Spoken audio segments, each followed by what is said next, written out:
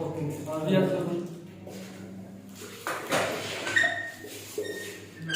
मुस्कुरा रहे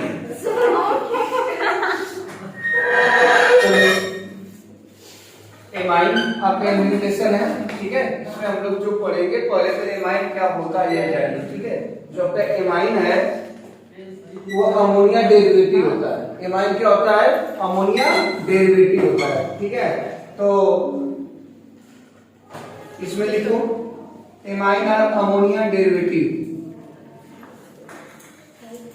amine or ammonia derivative, ammonia derivative.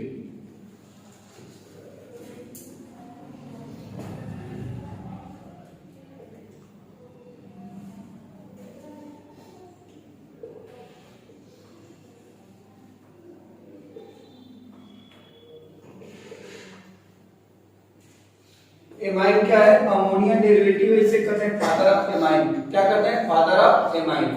अब देखो जो एमाइन ग्रुप होता है वो होता है single bond NH2, single bond NH2 यानी माइनस में ये फ्री वैलेंसी है।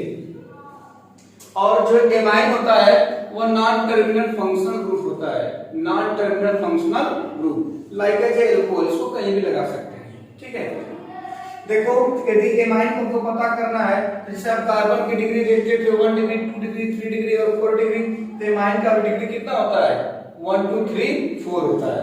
तो कार्बन की डिग्री हम लोग कैसे देखते थे? एक कार्बन जितने कार्बन से डायरेक्टली क्या था? अटैच था। नहीं समझे मेरी बात? एक कार्बन जितने कार्बन से डायरेक्टली क्या था? अटैच था, उतना उसका क्या था? डिग्री था। तो यहाँ एमीन पे जो नाइट्रोजन होगा वो जितने कार्बन से डायरेक्टली क्या होगा? अटैच होगा, उतना इसका डिग्री होगा। तो जैसे देखो इसका तुम एक हाइड्रोजन क्या करो? निकाल दो, तो क्या तुम्हें मिला? NH2।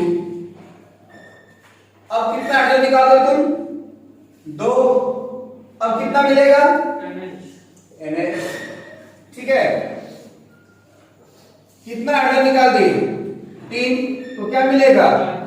N मिला ना। देखो अब तुम करो सर चारों निकाल दो ना, मतलब तीनों निकाल दो और साथ साथ इस पे एक लोन पेयर है कि नहीं? तो 3 हाइड्रोजन निकाल दिए और माइनस 1 क्या निकाल दिए? Lone pair. तो बच जाता है N के 4 बॉन्ड हो गए, एक लोन पेयर निकल गया, क्या गया? Positive charge. भाई 3 थे तो एक लोन पेयर का निकला, एक बॉन्ड निकलेगा। तो हमारे कहने का मतलब है डिग्री ऑफ एमाइन देखना होगा।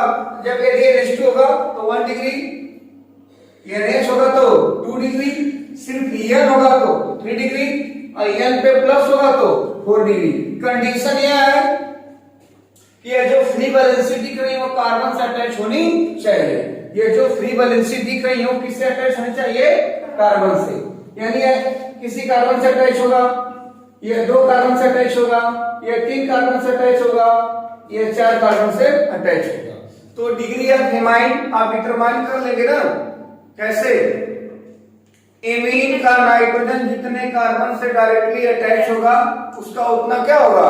डिग्री होगा। तो उस बेसिस पे एमीन के डिग्री कौन कौन से हो गए? 1 2 3 और 4। तो कहीं ना कहीं एमीन बनाने के लिए हम किसका यूज कर रहे हैं? अमोनिया का। इसीलिए अमोनिया को क्या बोलते हैं? फादर ऑफ एमाइन, एमाइन का पापा। ठीक है, ठीक है। बनाओ बनाओ, फिर मैं दे रहा हूं।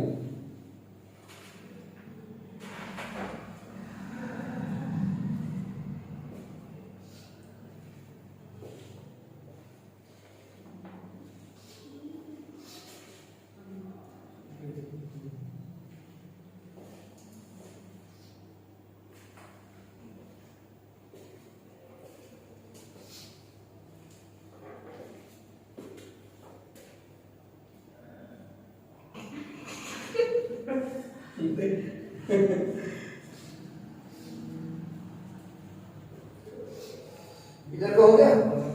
Yes sir.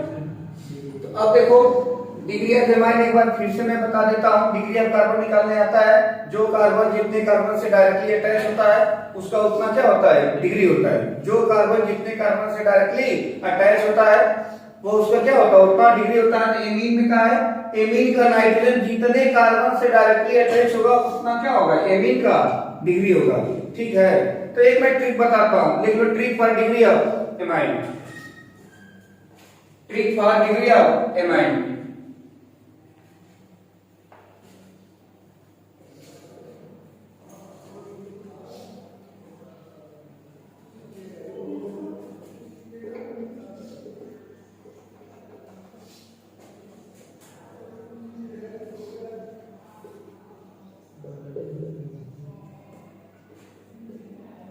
Trick for degree of amine. अब देखो एमीन का मैक्सिमम डिग्री कितना होता है, 4 होता है ना। अब देखो यहाँ पे NH2 कहीं दिया है, कहीं NH दिया है, कहीं N दिया है, कहीं N पे क्या दिया है, प्लस दिया है। अब इसका डिग्री निकालना तो वैसे मैं आपको क्या बोला था, जो जितने कार्बन से अटैच होगा एमीन का नाइट्रोजन उतना डिग्री होगा। हालांकि तुम्हें अटैच है, कॉम्प्लेक्स स्ट्रक्चर दिया है, ओपेट करना है, नहीं कर पा रहे हो कोई दिक्कत नहीं है, देख के बता सकते हो। यदि कहीं भी NH2 होगा तो कितना डिग्री हो गया, कहीं भी NH होगा कितना डिग्री हो गया, 2 डिग्री। कहीं भी N होगा तो 3 डिग्री, कहीं भी N पे प्लस होगा तो क्या हो गया, 4 डिग्री। ठीक है, जैसे एग्जांपल देख लो,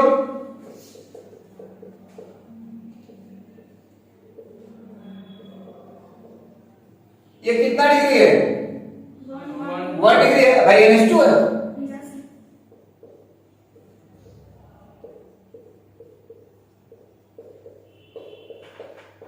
ये भी कितना डिग्री है, वैसे देखो 2 कार्बन से अटैच है, यदि वो नहीं कर पा रहे हो तो सीधे क्या देख लो, NH है। अब देखो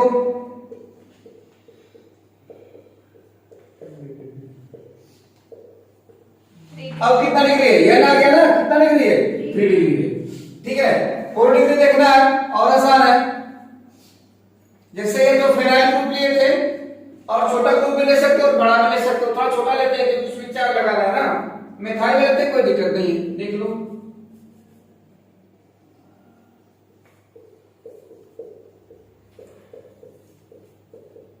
अब बताओ कितना डिग्री हो गया, 4 डिग्री। समझ आ गया, तो आपके प्यारे पर एग्जांपल और आपका क्या है, ठीक बना लीजिए। यानी यदि आपको स्ट्रक्चर नहीं आता, यदि कहीं कॉम्प्लेक्स बना के दिया है तो आप NH2 NaCN और N प्लस देख के ही बता सकते हैं, लेकिन उसके साइड में कार्बन से अटैच होना चाहिए। ठीक है,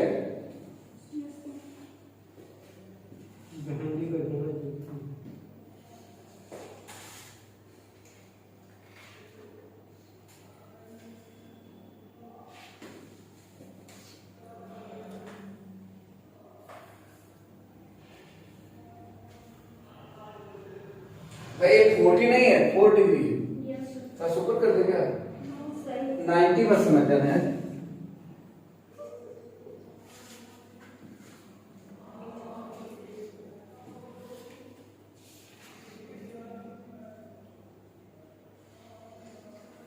जैसे कॉम्प्लेक्स स्ट्रक्चर दे देगा तो मैं एक और स्ट्रक्चर दे रहा हूँ, एनसीईआरटी का जो प्रॉब्लम है 13.1 और 13.2 इंडेक्स प्रॉब्लम है।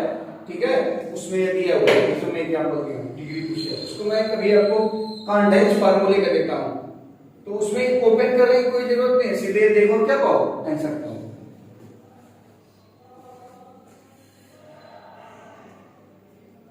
ठीक है, अभी तक इसका आईपीएस वगैरह कुछ नहीं बता रहा है, उसकी कोई जरूरत नहीं है। अभी एमीन होता क्या है, कैसे उसके डिग्री को डिसाइड करते हैं। हो गया,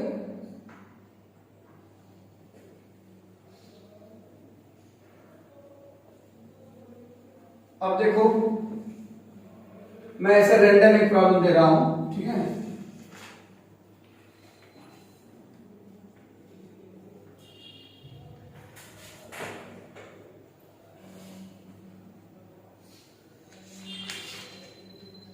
आपको बताना है कि इसमें कौन सा फंक्शनल ग्रुप है।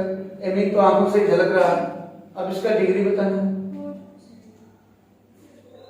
कितना है, 3 है भाई, एम है ना, एम रहेगा तो 3। देखो कैसे 3 डिग्री है।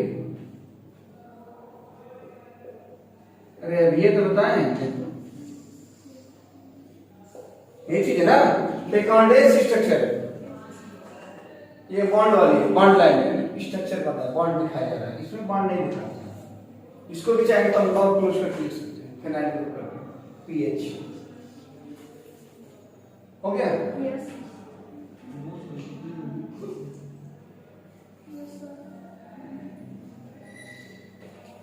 हेडिंग डाल दो structure of amine, structure of amine.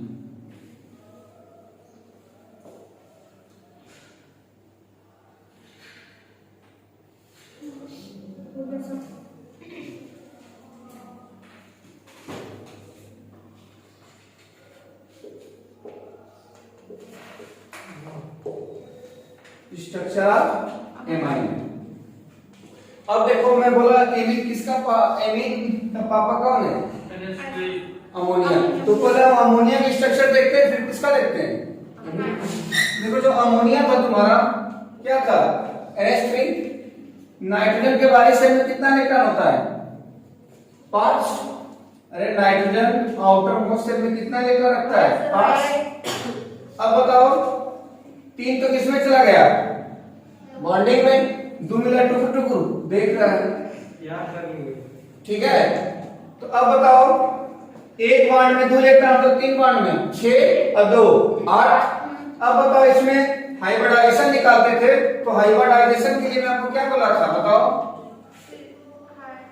Hybridisation equal to bond pair plus क्या है? Lone pair. मैं आपको बताया था ना, bond pair plus lone pair. Bond pair मतलब कितने सिग्मा बॉन्ड है, यानी सिंगल बॉन्ड है। डबल होगा तो उसमें आप पाई को नहीं लेंगे, सिर्फ किसको लेंगे? सिग्मा को। और लोन पेयर यदि कंजुगेशन में नहीं जाता है तो उसको भी एक सिग्मा बॉन्ड की तरह काउंट किया जाएगा। अब देखो 1 2 3 3 सिंगल तो 3 सिग्मा हो गया। लोन पेयर तो कंजुगेशन में है नहीं कहीं, तो ये भी क्या है तुम्हारा? सिग्मा है। तो टोटल तुम्हारा कितना हो गया? 4 सिग्मा। अब 4 सिग्मा 46 पर समझना, सिग्मा है थोड़ा टेढ़ा सा। 4 सिग्मा। अब 4 सिग्मा के लिए क्या था? क्या था? sp3। अब सुनो इमीन में भी हमेशा sp3 तो आएगा। अरे भाई आप यही ना चेंज करोगे, बस क्या लगाओगे? CH3 ग्रुप लगा दोगे, CH5 कुछ भी लगा दोगे, थाइमिथाइल प्रोपाइल ब्यूटाइल। अब क्या करोगे? उसका भी तो चीज यही जस्ट करता सा आएगा। लेकिन देखो यदि इसका रेगुलर ज्योमेट्री देखोगे तो टेट्राहेड्रल है। बेसेबल थ्योरी के according loan pair bond pair दोनों आता है तो रिपल्सन हो जाता है। क्या जाता है? रिपल्स हो जाता है। और शेप क्या हो जाता है? बिगड़ जाता है। शेप क्या होता है? बिगड़ जाता है। तो उस कंडीशन में हम लोग करते क्या है कि यदि एक लोन पेयर आता है तो बॉन्ड एंगल 2 से 2.5 डिग्री अप्रॉक्सिमेटली घट जाता है। यदि sp3 का बॉन्ड एंगल कितना होता है? यदि रेगुलर ज्योमेट्री है, चारों सिग्मा है सिंगल बॉन्ड का, तो 109.5 डिग्री 109.5 डिग्री। लेकिन यहाँ पे एक लोन पेयर आ गया, तो मैं आपको एक ट्रिक बता रहा हूं। किसी भी हाइब्रिडाइजेशन में यदि एक लोन पेयर आ गया तो बॉन्ड एंगल अप्रॉक्सिमेटली 2.5 डिग्री का जाता है, घट जाता है, यानी 2 से 2.5 डिग्री तक कम हो जाता है। यदि रेगुलर होता तो इसका कितना होता? 109.5। उसमें से 2 से या 2.5 घटा दो तो 107 या 7 के आसपास आएगा। 107.5 या 107। तो अब बताओ इसका जो बॉन्ड एंगल होगा वो क्या होगा? 107.5 एप्रॉक्स। क्या? एप्रॉक्स।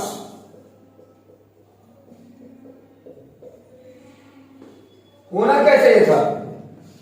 109.5। तो मैं क्या बोला? जब एक लोन पेयर आ जाता है तो बॉन्ड एंगल 2 से लेकर 2.5 डिग्री घट जाता है। घटा भी कहीं कहीं 107 दिया है, कहीं कहीं 107.8 दिया है, एनसीईआरटी में 8 दिया है। तो बात हुई है, ठीक है। अब सुनो, ये तो किसका हो गया? एमाइन का, ठीक है। एमाइन का हो गया। और ये यूरिया नहीं है, यूरिया भी तो एमाइन ही एक प्रकार का ना। बस यहाँ पे हमको क्या लगा देना है? बताओ क्या लगा देंगे? देखो कुछ भी लगा सकते हैं। एल का ग्रुप लगा दिए ना। अब बताओ 3 बॉन्ड पेयर है, एक क्या है? लोन पेयर है। 4 सिग्मा sp3 हो गया एंड दिस स्टार्ट है, कोई दिक्कत नहीं है। तो हमारे कहने का मतलब ये है इसका शेप देखोगे तो पिरामिडल होगा। जब 3 बॉन्ड पर एक लोन पे होता है शेप कैसा होता है? पिरामिडल। यानी डिस्टॉर्टेड टेट्राहेड्रल, बिगड़ा हुआ टेट्राहेड्रल। जैसे ये तो इसका स्ट्रक्चर है, ठीक है, तो इसका यदि तुम शेप देखना चाहते हो, जब शेप देखा जाता है तो लोन पेयर को भुला दिया जाता है। अब इसको तुम भुला दो, भुला दिए तो ऐसे मिलाओगे एंड दिस एंड दिस, तो पिरामिड बना कि नहीं? पिरामिड बना ना, तो शेप क्या होगा? पिरामिडल। शेप क्या होगा इसका? पिरामिडल। पिरामिडल, ठीक है। यानी कि डिस्टॉर्टेड टेट्राहेड्रल, टेट्राहेड्रल का बिगड़ा हुआ रूप बना। यानी एंगल आपका कितना आ गया? 107.5 अप्रॉक्स, ठीक है। और हाइपरटेंशन क्या आ गया? -3। और शेप तो आप लिखे क्या? पिरामिडल। जब शेप देखा जाता है तो किसको बुला दिया जाता है? लोन पे बना।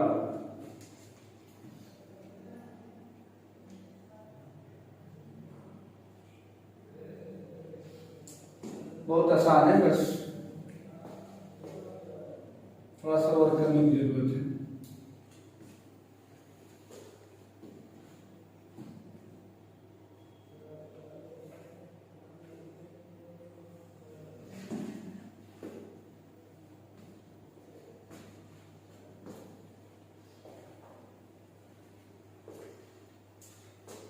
तो मान लो कि तुम्हारा डिग्री हो गया, स्ट्रक्चर हो गया, ठीक है। अब इसकी फिजिकल प्रॉपर्टी हो जाए। फिजिकल प्रॉपर्टी में आपका क्या होगा? बॉइलिंग पॉइंट होगा, सॉल्युबिलिटी होगा, बेसिक स्ट्रेंथ होगा। क्या होगा? बेसिक स्ट्रेंथ होगा। तो बेस्ट होता है इसका, जो सबसे बेटर होता है वो क्या होता है? बेसिक स्ट्रेंथ, जो थोड़ा टफ होता है।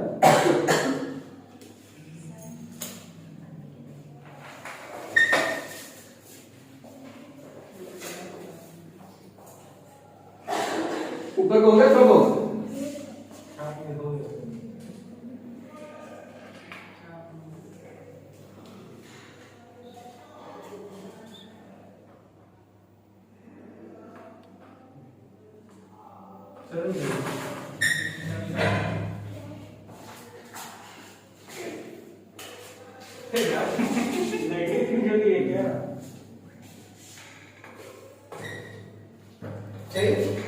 ये हो गया? Yes sir. हेडिंग डाल दो, फिजिकल प्रॉपर्टी ऑफ एमाइन।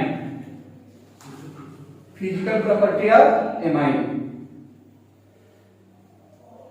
तो एक यदि किसी भी हाइब्रिडाइजेशन में भी एक लोन पेयर आता है तो उसके रेगुलर से बॉन्ड एंगल 2 से 2.5 डिग्री घट जाता है। जैसे sp3 रेगुलर होता था तो 109.5 होता था, तो चारों बॉन्ड में होता था। अमोनिया 3 बॉन्ड पर एक लोन पेयर का 2 से 2.5 डिग्री घट जाएगा, ठीक है।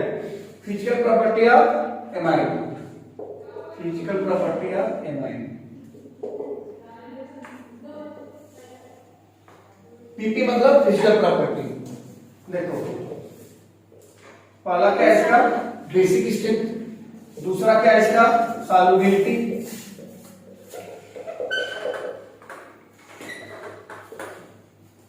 और क्या है? बॉइलिंग। और क्या है? बॉइलिंग।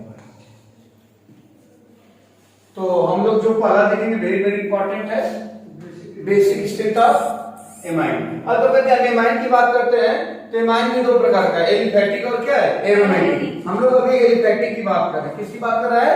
एलिफैटिक। तो हेडिंग डाल देंगे basic strength of aliphatic amine.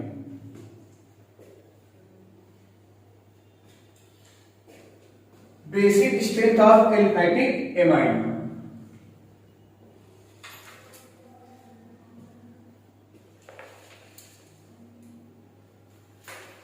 हो गया? चलो, basic strength of aliphatic amine.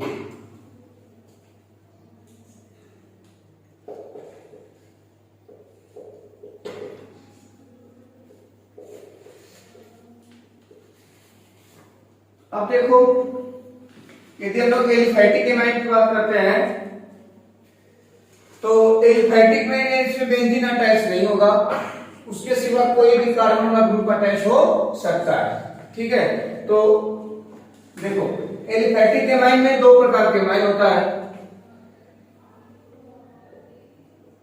एक क्या होता है मेथाइल एमाइन और एक क्या होता है इथाइल एमाइन। क्या होता है इथाइल एमाइन। मेथाइल को शॉर्ट फॉर्म में क्या लिखते हैं मी, एमाइन को ए, इथाइल को क्या लिखते हैं ईटी और एमाइन को ए। अब देखो मेथाइल एमाइन का भी 1 डिग्री 2 डिग्री 3 डिग्री होगा, 4 डिग्री होगा, उसी प्रकार से इसका भी 1 2 3 और 4 डिग्री होगा। तो आपने जो सिलेबस में जो पढ़ाया जाता है वो 1 2 3 डिग्री पढ़ाया जाता है। 4 तो मैं ऐसे क्लास आपको बता दिया क्या क्या होता है। ठीक है, तुम्हारे कार्य का मतलब है एक बार हम लोग basic strength of methyl amine पढ़ेंगे, एक बार पढ़ेंगे basic strength of ethyl amine, दोनों का अलग अलग ऑर्डर आएगा। तो ये बनाने से पहले आपको एक चीज मैं लिखवाऊंगा, पहले बना लो।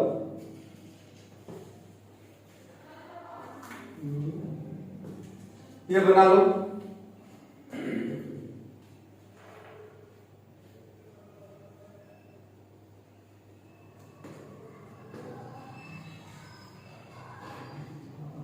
समझ रहे हो ना, मेथाइल एमाइन मतलब CH3 ग्रुप लगा होगा, इथाइल एमाइन मतलब C2H5 ग्रुप लगा होगा।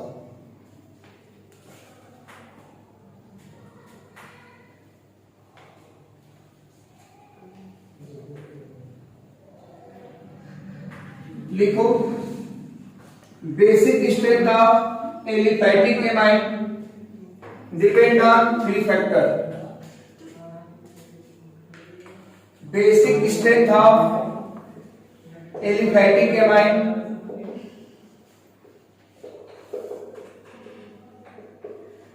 Depend on 3 factor.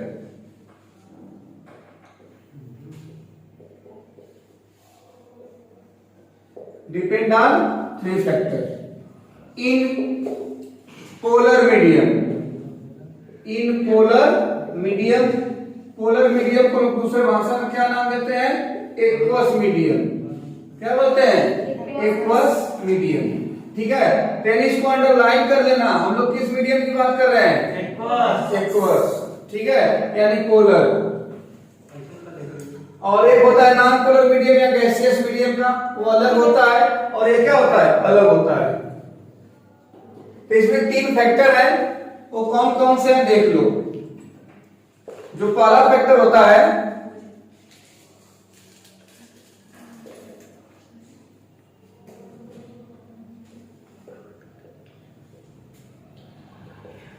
हाइड्रेशन या इसे सॉल्वेशन बोलते हैं। क्या बोलते हैं सॉल्वेशन। दूसरा होता है स्टेरिक हिंड्रेंस।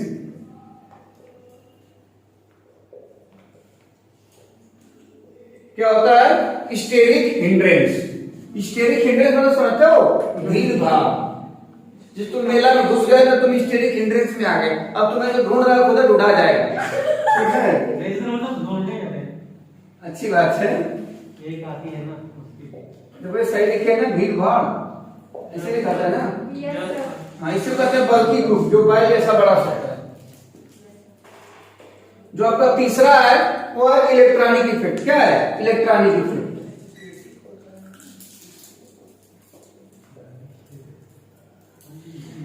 इलेक्ट्रॉनिक इफेक्ट में क्या क्या आता है inductive effect, resonance effect, hyper conjugation और इलेक्ट्रोमेरिक इफेक्ट। ठीक है, इलेक्ट्रॉनिक इफेक्ट में आता है आपका इंडक्टिव इफेक्ट आता है, रिजोनेंस इफेक्ट आता है, हाइपर कॉन्जुगेशन आता है, इलेक्ट्रोमेरिक इफेक्ट आता है। पर यहाँ पे जो आपको ऑब्जर्व करना है वो क्या है आई इफेक्ट। क्या है आई इफेक्ट। तो इलेक्ट्रॉनिक इफेक्ट को ब्रैकेट में क्या लिख लेंगे आई इफेक्ट, यानी इंडक्टिव इफेक्ट ही यहाँ पे लिखना है। इलेक्ट्रॉनिक इफेक्ट में कौन सा लिखना है इंडक्टिव इफेक्ट।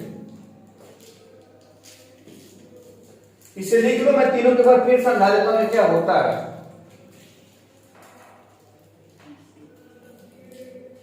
अब देखो हाइड्रेशन या सॉल्वेशन मतलब आपको मैं हाइड्रोजन बॉन्डिंग का ट्रिक बताया था।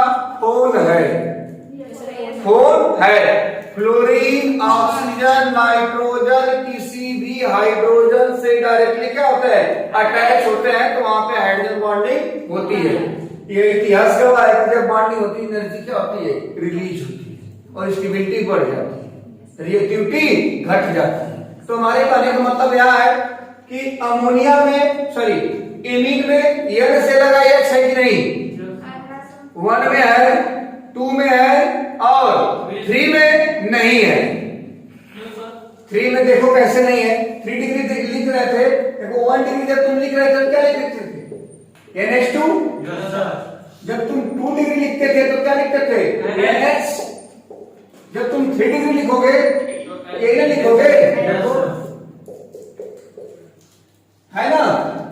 तो मैं क्या बोला, फोन है, फोन है मतलब फ्लोरीन ऑक्सीजन नाइट्रोजन से डायरेक्टली लगा क्या होगा हाइड्रोजन, तो वहां पे कौन सी बॉन्डिंग संभव होती है, हाइड्रोजन बॉन्डिंग।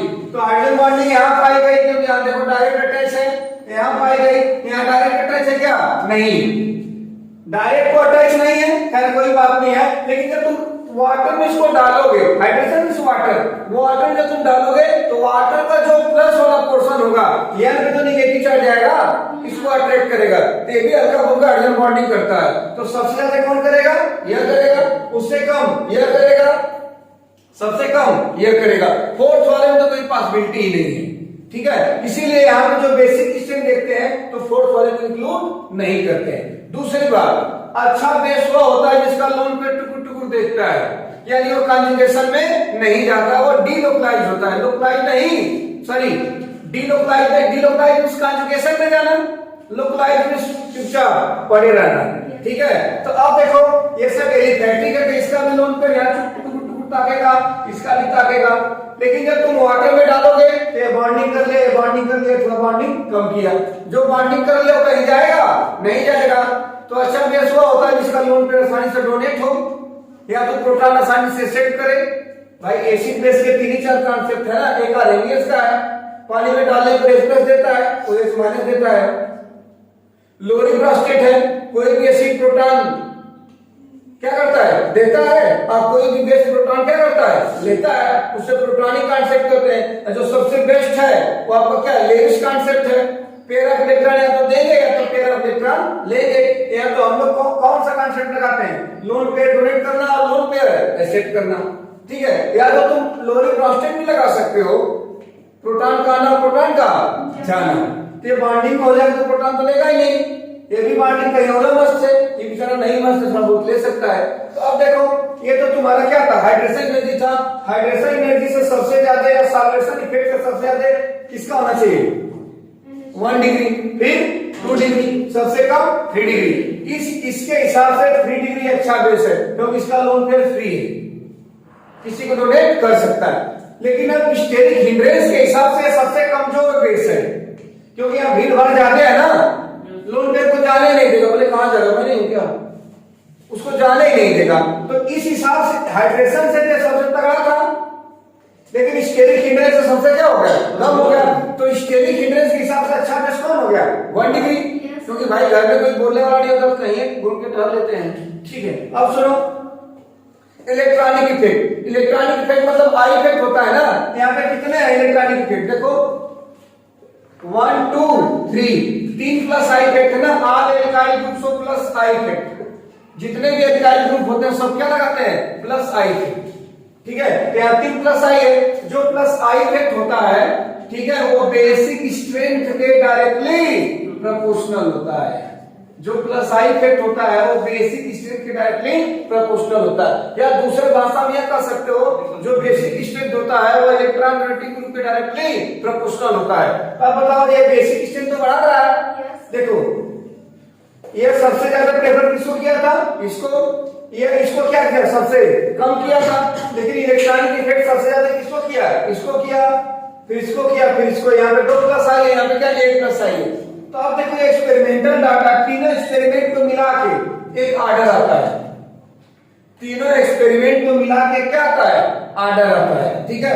ये सब लोग बनाना भी हो गया, ठीक है। अब सुनो, ये 3 फैक्टर मैंने आपको बता दिया, और फैक्टर का तरीका तो मेथाइलेमिन का अलग फैक्टर होगा, इथाइलेमिन का अलग फैक्टर होगा, ठीक है। हेडिंग डाल दो, basic strength of methyl amine, basic strength of methyl amine. Basic strength of methyl amine.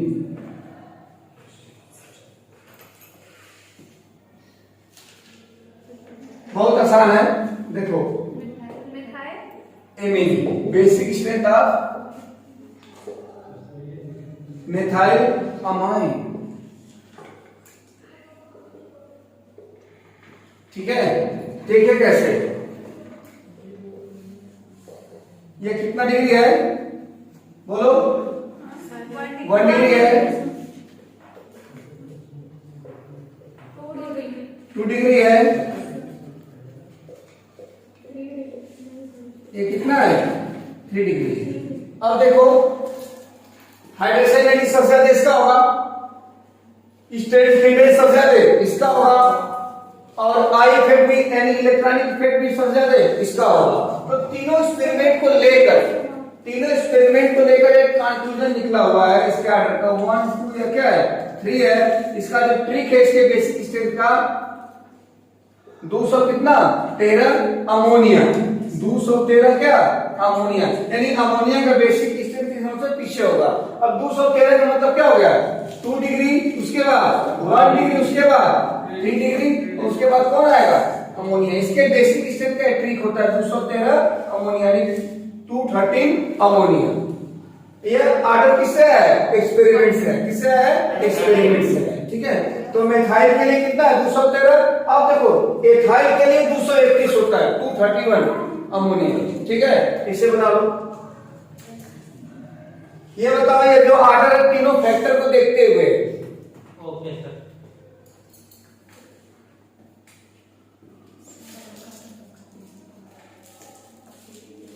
जल्दी शाबाश को उसके बाद उसका बता देते हैं।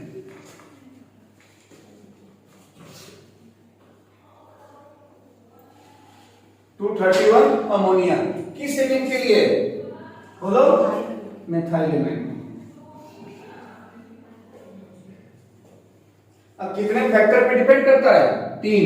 कौन कौन से फैक्टर है हाइड्रेशन या सॉल्यूशन को स्टेरिक इंडिकेटर और क्या है इलेक्ट्रॉनिक इफेक्ट। इलेक्ट्रॉनिक इफेक्ट में क्या देखेंगे इलेक्ट्रिक, एलिफैटिक में, एरोमेटिक में, रेजोनेंस में।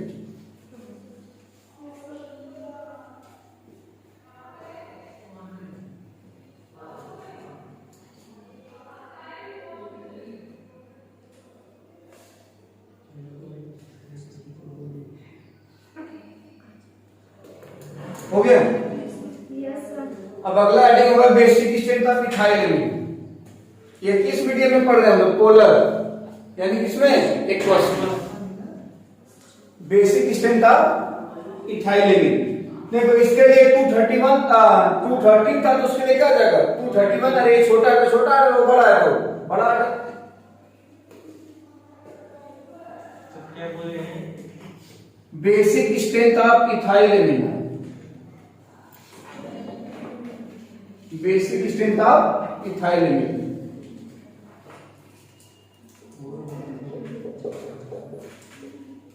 ईटी मतलब क्या होता है इथाइल, ईटी मतलब क्या होता है इथाइल। अब देखो इसका जो ट्रिक है फैक्टर वही है, इसका ट्रिक ही जान जाओ क्या है 231 अमोनिया, 231 क्या अमोनिया।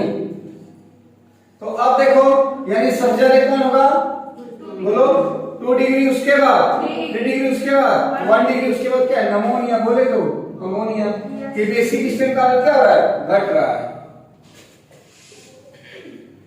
यह ट्रिक है। अब इसका मैं और बना देता हूं स्ट्रक्चर। देखो ईटी से बनाएंगे, चलो CpH5 से बना देते हैं। कितना डिग्री भाई 1 डिग्री। ये कितना डिग्री है 2 डिग्री।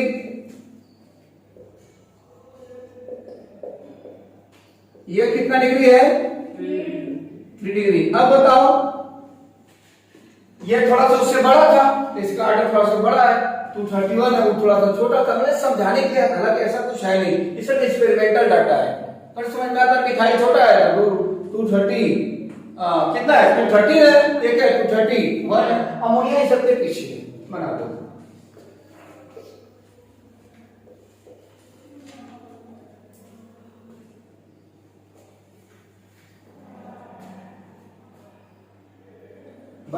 प्रॉब्लम करवा देते छोटा सा।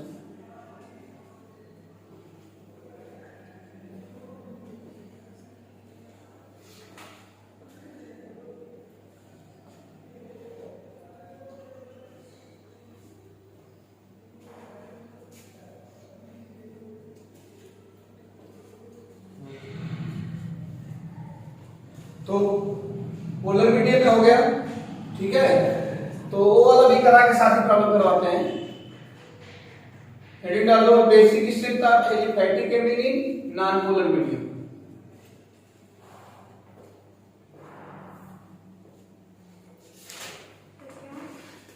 Basic strength of aliphatic amine in non polar medium. Non polar medium को गैसियस मीडियम भी कहा जाता है। नॉन पोलर मीडियम को क्या कहा जाता है? Gaseous medium.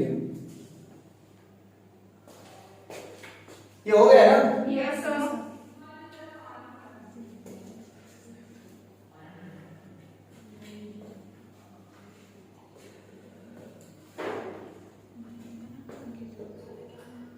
Basic strength, BS मतलब basic strength. Basic strength of aliphatic amine in non polar medium. NP मतलब क्या है? Non polar. Non polar medium बोलते हैं इसे, क्या बोलते हैं? Gaseous medium. लिखो, in non polar medium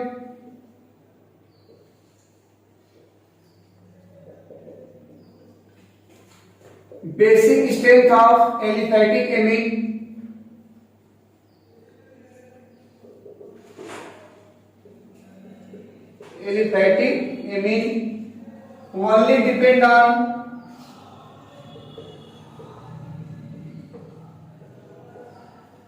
only depend on electronic effect।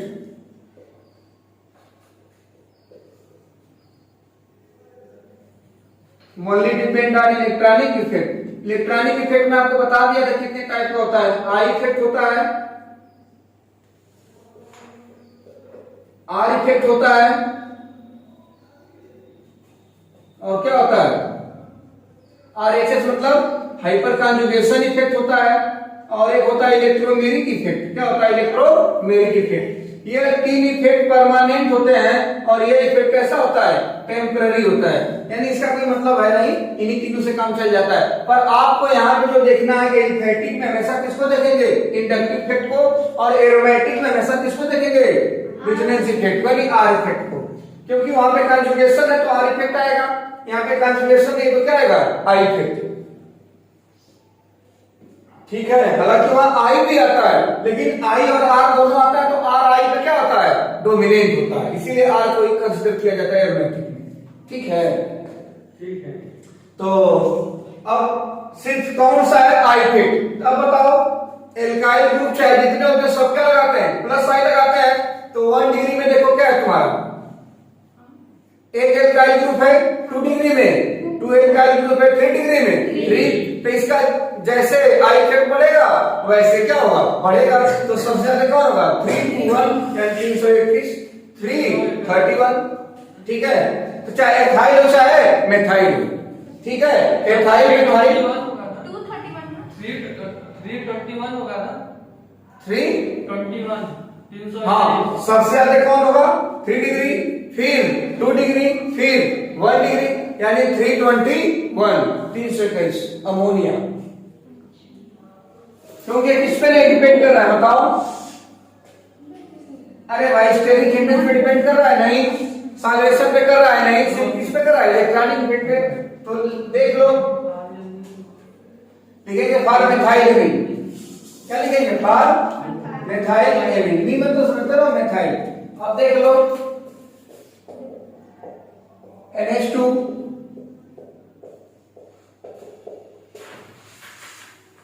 2 bar,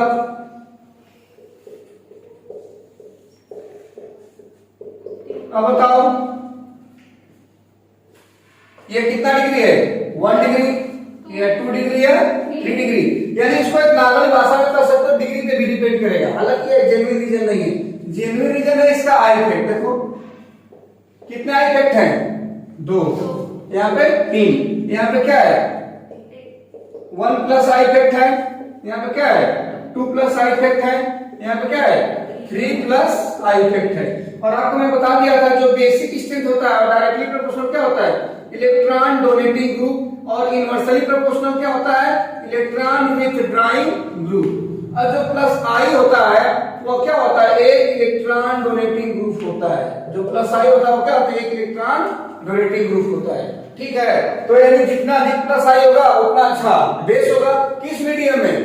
non polar यानी गैसियस। तो ऑर्डर क्या आ जाएगा? 3 डिग्री, 2 डिग्री, 1 डिग्री। उसके बाद क्या आ जाएगा? अमोनिया। उसके बाद क्या आ जाएगा? अमोनिया। तो इसका यदि ट्रिक तुम बनाना चाहो तो ट्रिक क्या होगा तुम्हारा? बहुत आसान है। 321 अमोनिया। 321 क्या? अमोनिया।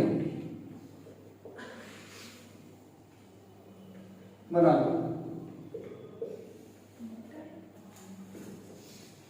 जस्ट इथाइल का भी ऐसे ही होगा। हम इथाइल के लिए यहां पे इसको बेटा क्या कर देंगे? C3H5 कर देंगे। बनाओ इसे।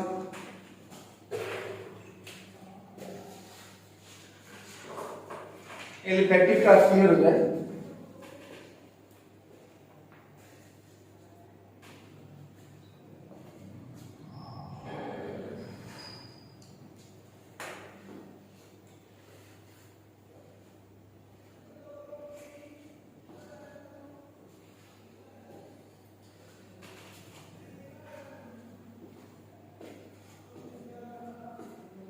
अगला हेडिंग होगा फॉर इथाइलेमिन।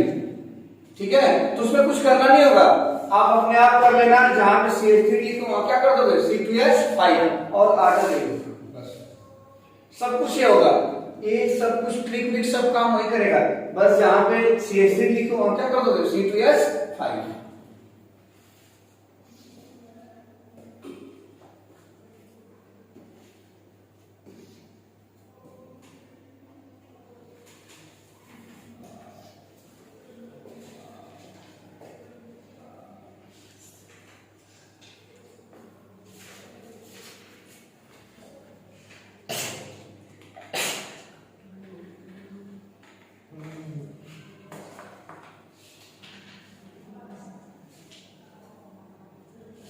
हो गया ना? तो हेडिंग क्या डालो? फॉर इथाइलेमिन। फॉर इथाइलेमिन। तो अब यहां क्या कर दोगे? C2H5।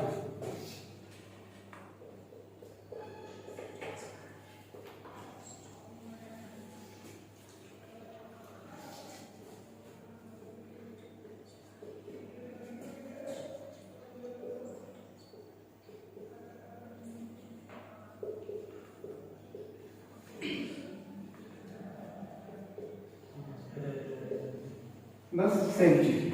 1 प्लस आई है, 2 प्लस आई और 3 नहीं जानते तो लिख लोगे ऑल एल्काइल ग्रुप्स हो प्लस आई।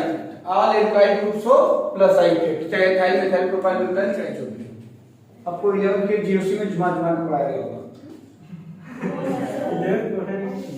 पढ़े रहे तो सर कैसे बैठे? ऑल एल्काइल ग्रुप्स हो प्लस आई।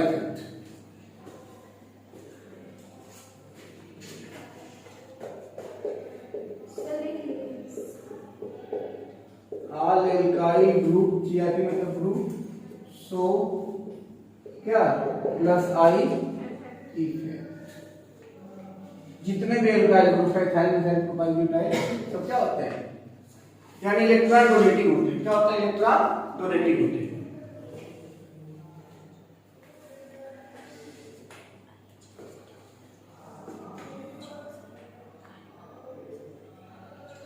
इसे बना लो, फिर मैं मिक्स करता हूँ इथाइल मिथाइल दोनों से। ठीक है,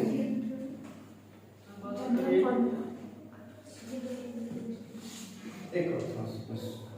अब देखो तुमको इथाइल भी साथ में आ गया और क्या आ गया? मिथाइल दोनों आ गया। तब क्या करोगे? इथाइल का बेसिक स्ट्रेंथ मिथाइल वाले से हमेशा ज्यादा होगा। सर ऐसे छापने लिखा का वही चीज था आपका, जैसे मिथाइल का था वैसे इथाइल का किस मीडियम में, गैसियस मीडियम। ये हाँ लिख सकते हो, basic strength electron rotating group के डायरेक्टली प्रोपोर्शनल होता है इलेक्ट्रॉन ड्राइव ग्रुप के इनवर्सली। तो जो प्लस आई होता है वो क्या होता है, इलेक्ट्रॉन रोटेटिंग होता है, जो इलेक्ट्रॉन देगी। ठीक है,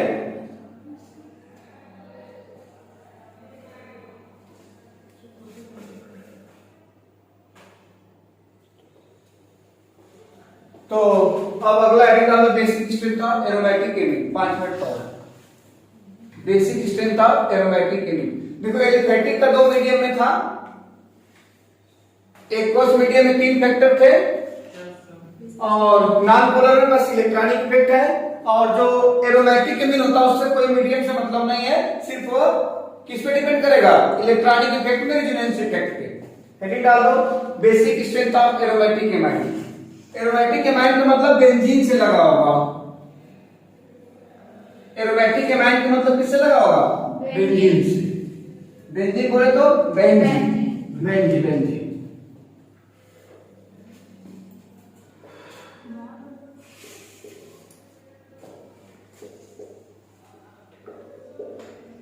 aromatic amide, basic strength of aromatic amide. ठीक है, अब देखो इसका ट्रिक है, मैं अभी बोला था अच्छा बेस वो होता है जिसका लोन पे टुकुर टुकुर देखता है, जब कहीं देख रहा है तो पकड़ा जाएगा ना, मतलब ध्यान तो उधर गिरा है पकड़ लो। तो अच्छा बेस वो होता है जिसका लोन पे लोकलाइज होता है। क्या होता है, लोकलाइज, यानी कॉन्जुगेशन में नहीं जाता है। ठीक है, वो क्या है, अच्छा बेस है। जिसका लोन पर कॉन्जुगेशन में आ रहा है और कॉन्जुगेशन में जा रहा है तो अच्छा बेस नहीं है। देखो कैसे, तो बेसिक स्ट्रेंथ इस वाले का किस पे डिपेंड करेगा, नंबर ऑफ आरएस। आरएस समझते ना हो, रॉयल स्ट्रेंथ नहीं है, रेजोनेटिंग स्ट्रक्चर बना लो।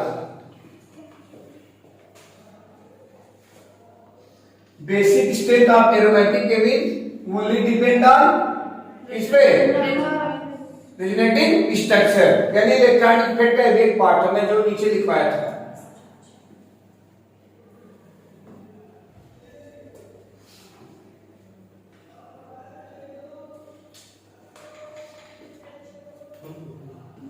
हो गया,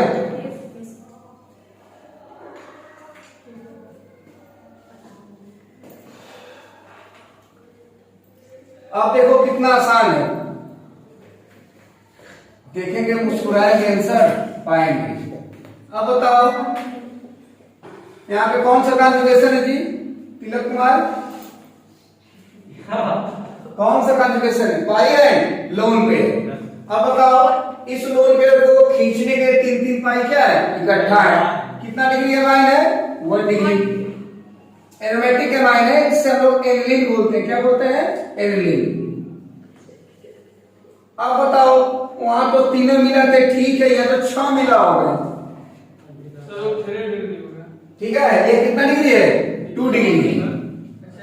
हाँ, अब देखो ये तुम देखो ना, ये कॉन्जुगेशन में जो लोन पेयर है जितना कम कॉन्जुगेशन में होगा उतना अच्छा बेस होगा, जितना कम कॉन्जुगेशन में होगा उतना अच्छा बेस होगा। अब बताओ ये 1 रिंग के कॉन्जुगेशन में लोन पेयर है, ये कितने रिंग के कॉन्जुगेशन में है, 2, ये 3 रिंग के कॉन्जुगेशन में, तो ज्यादा डिलोकलाइज कहां हो रहा है, यहाँ पे, उससे थोड़ा कम यहाँ पे, उससे थोड़ा कम यहाँ पे, हालांकि हो तो सब में रहा है। तो यहाँ पे देखो क्या है, जो स्ट्रक्चर बना हुआ है खुद रेजोनेटिंग स्ट्रक्चर है कॉन्जुगेशन में, और 3 पाई की वजह से, तो यहाँ पे नंबर ऑफ आरएस कितना हो गया, 4। अरे भाई 3 पाई की वजह से जाएगा, और एक खुद बना हुआ है, तो यहाँ कितने पाई है, 3 है, 3 6, और एक खुद बना हुआ है, कितना हो गया, 7 आरएस। यहाँ 3 3 6 3 3 का 9, यानी 9 आरएस। एक खुद बना हुआ है, कितना आरएस हो गया, 10 आरएस। तो अब बताओ जो बेसिक स्ट्रेंथ ऑफ आपका एरोमेटिक केमिक होता है, नंबर ऑफ आरएस के इनवर्सली प्रोपोर्शनल होता है ना, डायरेक्टली इनवर्सली। अब बताओ अच्छा बेस कौन हो गया, 1 डिग्री, 2 डिग्री, 3 डिग्री में कौन अच्छा हो गया, 1 डिग्री, 2 डिग्री, 3 डिग्री। कोई दिक्कत नहीं है। किस पे डिपेंड करेगा, नंबर ऑफ रेजोनेटिंग स्ट्रक्चर पे। बना लीजिए, इसका किसी मीडियम से मतलब नहीं होता है, बना लो। सिर्फ एक इफेक्ट पे डिपेंड करता है, कौन सा इफेक्ट है? Electronic effect. इलेक्ट्रॉनिक इफेक्ट में कौन सा है? रेजोनेंस इफेक्ट है। हालांकि आई भी है, लेकिन आई के ऊपर आर क्या होता है? डोमिनेट होता है। आई के ऊपर आर क्या होता है? डोमिनेट होता है। तो हम अपना डोमिनेट फैक्टर भी लेके चलेंगे। हालांकि आई से इसको मैं भी समझा सकता हूं, एक मिनट थोड़ा ध्यान दो, आई से मैं समझा रहा हूं, थोड़ा ध्यान दो। एक फिनाइल ग्रुप -1 होता है, फिनाइल ग्रुप क्या है? -1 है। यहाँ कितने फिनाइल ग्रुप है? 2। यहाँ कितने? 3। तो अब बताओ, जो बेसिक स्ट्रेंथ होता है वो इलेक्ट्रॉन डोनेटिंग ग्रुप के डायरेक्टली होता है और इलेक्ट्रॉन विथड्राइंग ग्रुप के इनवर्सली। अब बताओ, ये फिनाइल क्या है? बताओ, इलेक्ट्रॉन विथड्राइंग ग्रुप होता है। क्या होता है? Electron withdrawing group. तो यहाँ एक इलेक्ट्रॉन विथड्रा कर रहा है, यहाँ कितने कर रहे हैं? 2 कर रहे हैं, और यहाँ कितने कर रहे हैं? 3 कर रहे हैं। तो जितना अधिक इलेक्ट्रॉन विथड्राइंग बढ़ेगा उतना बेसिक स्ट्रेंथ घटेगा। तो ऐसे भी देख सकते हो।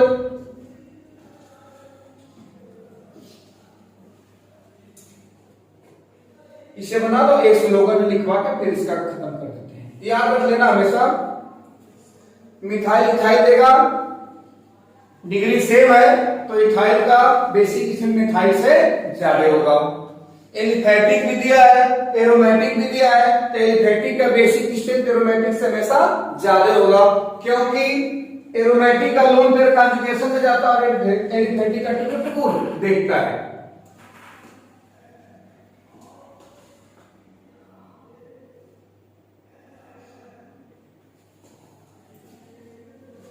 इसका ट्रिक क्या बन जाएगा? बना सकते हो क्या? 123 अमोनिया। अमोनिया इसके पीछे ही रहेगा। 123 अमोनिया हो गया। स्लोगन लिख लो, लिखो, aliphatic amine, aliphatic amine always more basic than aliphatic amine, always more basic than aromatic amine.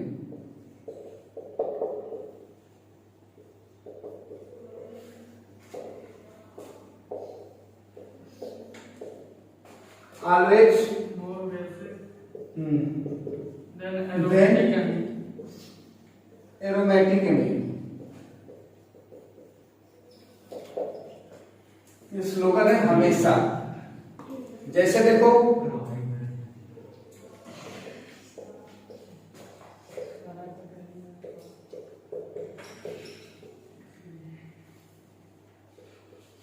ये एलिफैटिक एमीन है ना, इधर ध्यान दो। और ये क्या है? एरोमेटिक एमीन है। इसका भी डिग्री 1 है, इसका भी डिग्री 1 है, पर इसका लोन पेयर कॉन्जुगेशन में नहीं जाएगा और इसका लोन पेयर किसमें चला जाएगा? कॉन्जुगेशन में।